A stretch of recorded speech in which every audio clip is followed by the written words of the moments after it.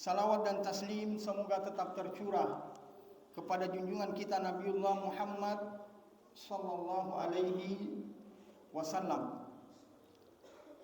Salah satu ibadah yang menjadi ciri khas dari bulan suci Ramadan dan tidak kita dapatkan di bulan-bulan yang lainnya adalah ibadah puasa. Ibadah puasa ini memiliki banyak sekali keutamaan. Keutamaan yang sifatnya pribadi maupun keutamaan yang sifatnya untuk masyarakat umum.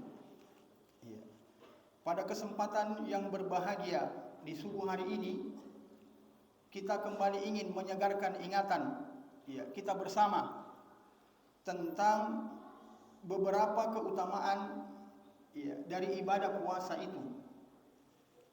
Kemudian nanti kita tutup dengan beberapa catatan-catatan, beberapa peringatan-peringatan bahwa ternyata tidak semua orang yang mengetahui keutamaan puasa itu, tidak semua orang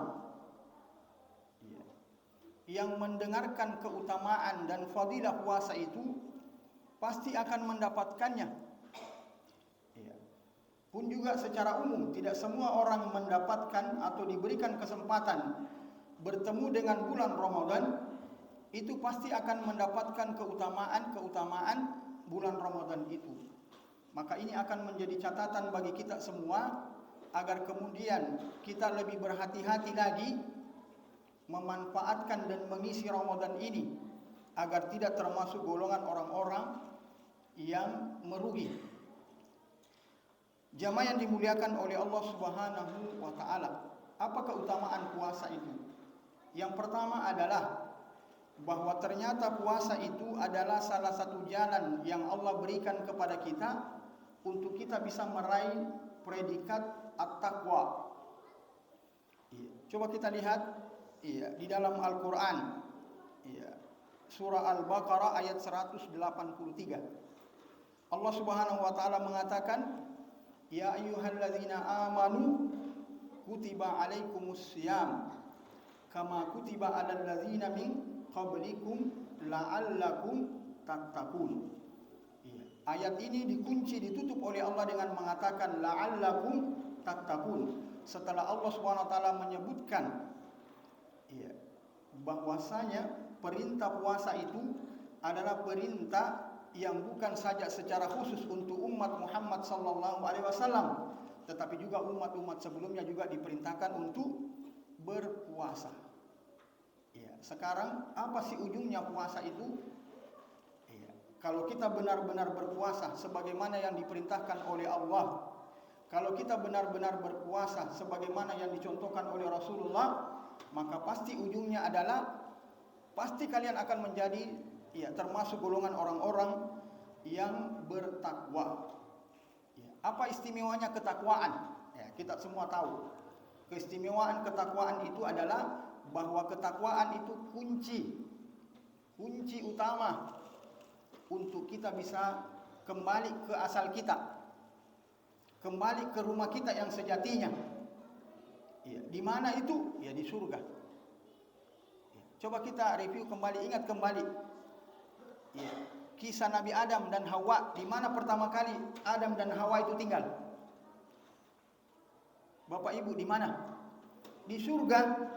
Tetapi karena beliau melanggar larangan Allah, maka hikmahnya kemudian panjang ceritanya, kemudian dikeluarkan dari surga. Jadi kalau kita sudah tahu bahwa tempat kita di surga, harusnya kita berusaha untuk kembali ke surga. Jangan justru nanti tersesat di neraka. Maka jalannya, caranya adalah dengan modal ketakwaan ini. Modal ketakwaan ini yang akan mengantarkan kita ke dalam surga Allah Subhanahu wa taala. Dan puasa bisa mengantarkan seseorang untuk bisa sampai kepada predikat takwa. Yang kedua, jamaah yang dimuliakan oleh Allah Subhanahu wa taala, bahwa puasa bukan sekedar menjadikan orang itu menjadi sosok orang yang bertakwa, tetapi lebih dari itu, puasa juga ternyata bisa menjadi perisai, bisa menjadi benteng yang akan menghalangi dirinya dari siksa neraka Allah Subhanahu wa taala. Kata Jabir bin Abdullah radhiyallahu anhu, meriwayatkan dari Nabi sallallahu alaihi wasallam, kata beliau, innamas siyam junnatun yastajinnu biha al-'abdu minan nar. Puasa itu adalah perisai yang dapat melindungi seorang hamba dari siksa neraka Allah Subhanahu wa taala. Pertanyaannya, puasa yang bagaimana? Puasa seperti apa yang bisa menghalangi seseorang, yang bisa membentengi seseorang dari ancaman siksa neraka Allah Subhanahu wa taala? Ini yang perlu kita pelajari baik-baik. Jangan sampai puasa kita tidak masuk kategori puasa yang disebutkan oleh Nabi sebagai puasa yang berfungsi sebagai perisai, benteng dari siksa neraka Allah Subhanahu wa taala.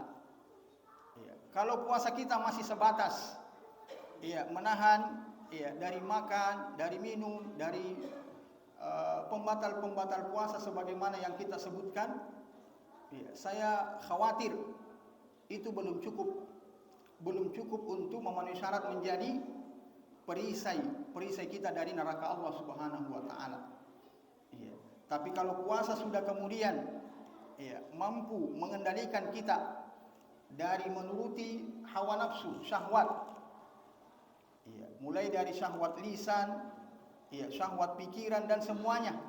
Pendek kata, kita sudah bisa tunduk dan patuh kepada perintah Allah Subhanahu wa taala, tunduk dan patuh kepada larangan Allah, maka itu nih puasa yang akan berfungsi sebagai perisai yang akan membentengi kita dari neraka Allah Subhanahu wa taala.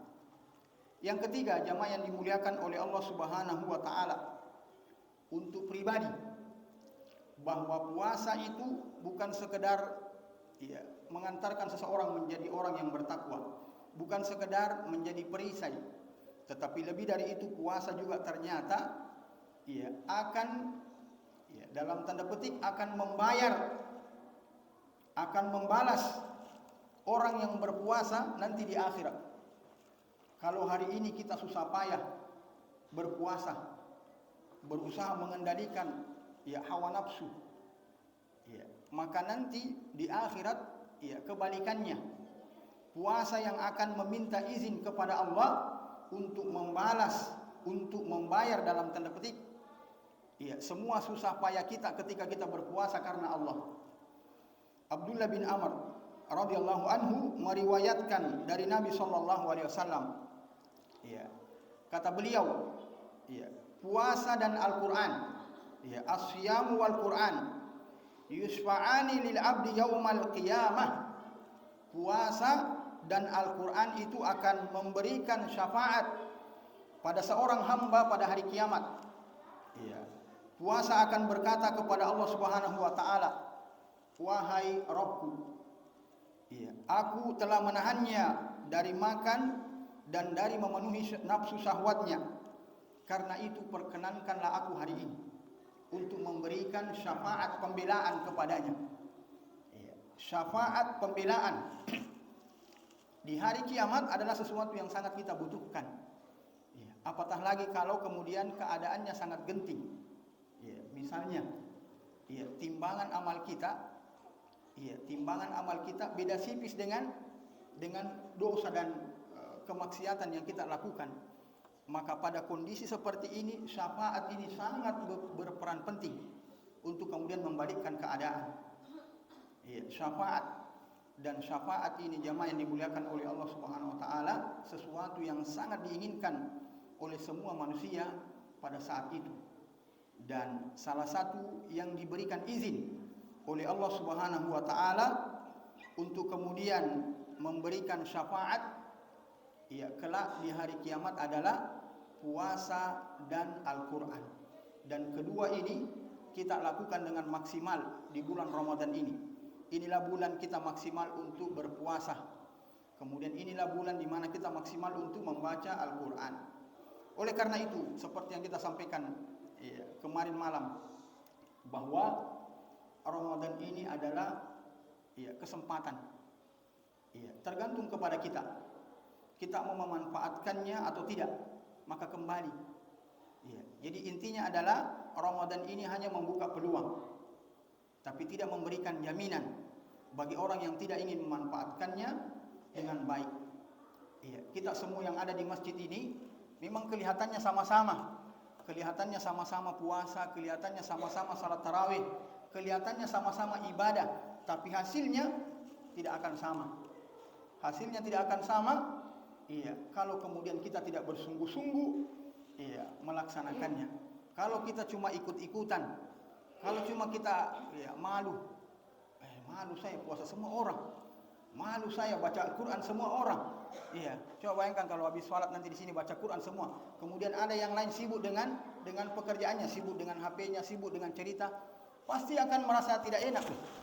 Mengaji semua orang, berzikir semua orang, kita cuma cerita tidak jelas, kita cuma baca macam-macam, melakukan hal-hal yang lain, tentu akan merasa risih. Maka begitu juga jamaah yang dimuliakan oleh Allah Subhanahu wa taala. Nanti di akhirat akan ada orang yang kata Nabi sallallahu alaihi wasallam, dia menganggap dirinya puasa. Maka ketika tiba hari orang untuk kemudian mendapatkan balasannya masing-masing, dia tidak dapat balasan. Maka dia protes. Kenapa saya tidak mendapatkan balasan pahala, ganjaran sebagaimana yang lain? Maka kemudian jawabannya adalah ternyata selama ini dia berpuasa, tetapi kemudian puasanya hanya sebatas menahan dari makan, minum dan pembatal-pembatal puasa yang kita ketahui bersama. Ternyata pelanggaran-pelanggaran, larangan Allah, kebiasaan-kebiasaan buruk sebelum Ramadan masih juga dilakukan. Maka ini menjadi peringatan untuk kita semua agar kemudian kita tidak termasuk golongan orang-orang yang seperti ini. Jamaah yang dimuliakan oleh Allah Subhanahu wa taala, siapa-siapa yang termasuk golongan orang-orang yang merugi, orang-orang yang tidak mendapatkan faedah dan manfaat dengan kedatangan Ramadan ini. Ini mudah-mudahan bisa menjadi bahan renungan bagi kita. Yang pertama, jamaah yang dimuliakan oleh Allah Subhanahu wa taala, orang yang pertama yang merugi dengan diberikan kesempatan bertemu Ramadan, tetapi kemudian tidak mendapatkan, tidak ingin meraih semua keutamaan itu adalah, pertama, orang yang diberikan umur yang panjang, diberikan kesempatan oleh Allah untuk bertemu dengan Ramadan, tetapi kemudian membiarkan Ramadan itu berlalu, hari-harinya berlalu, bahkan dia sering mengungkapkan satu ungkapan yang memberikan indikasi bahwa dia mau segera selesai di Ramadan. Tanggal berapa sekarang? Berapa Ramadan sekarang? Kapan orang Lebaran? Bayangkan, baru hari-hari awal dia sudah tanya kapan Lebaran? Apakah Lebaran tahun ini bersamaan atau pisah-pisah sama lagi seperti dulu? Ada yang duluan, ada yang belakangan. Siapa yang suka-suka bertanya tentang Lebaran, masih awal-awal Ramadan, itu indikasi bahwa dia tidak suka Ramadan. Dia maunya selesai saja ini, kalau bisa 3 hari saja Ramadan. Langsung Lebaran besok. Ini indikasi bahwa orang ini, wa na'udzubillah, memang tidak mau beramal. Kenapa tidak mau beramal? Karena langsung Lebaran dia cerita. Dan ini mari kita kembalikan semua jamaah yang dimuliakan oleh Allah Subhanahu wa taala. Tidak usah kita pusingi Lebaran. Lebaran itu pasti datang. Kapan? Itu bukan urusan tak.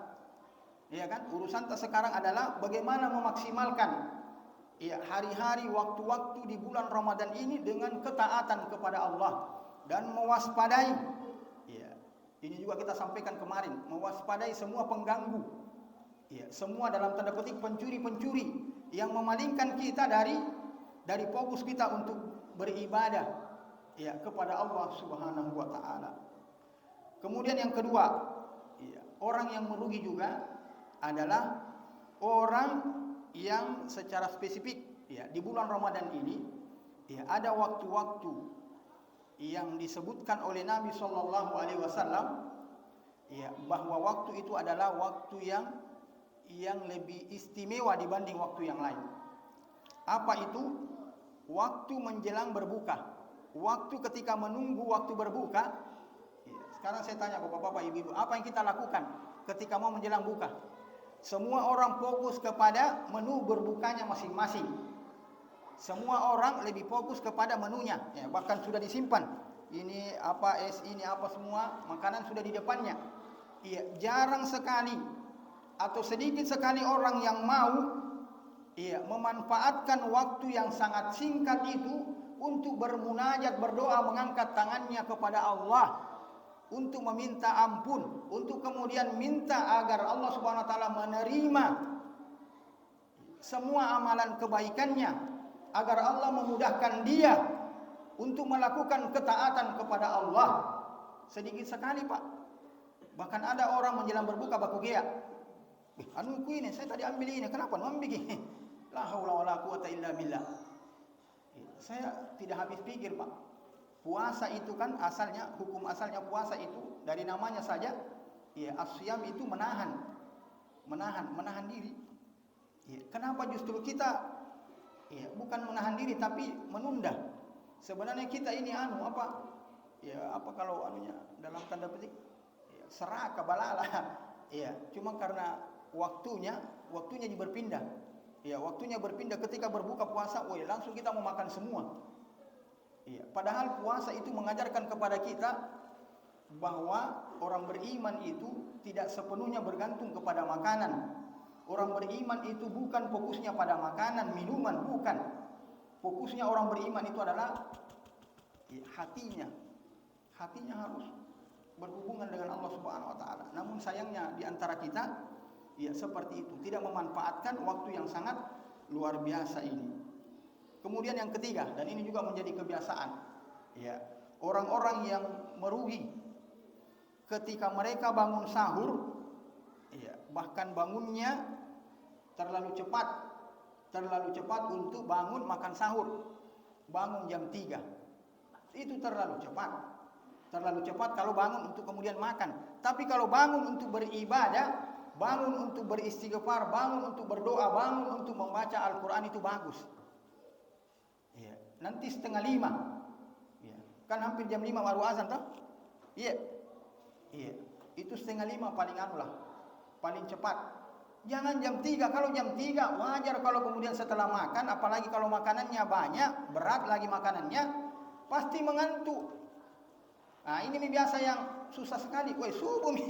Subuh tidak bisa. Kenapa? Karena terlalu banyak dia isi.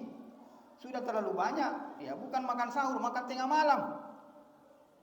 Jam 3 itu makan tengah malam. Sahur itu artinya dekat-dekat waktu subuh, waktu fajar. Dan jangan terlalu kenyang. Makan secukupnya.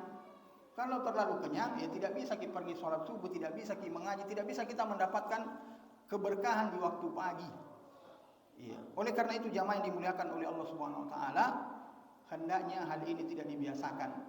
Kita bangun makan sahur dan memanfaatkan waktu-waktu yang tersisa dengan memperbanyak istighfar, mohon ampun kepada Allah.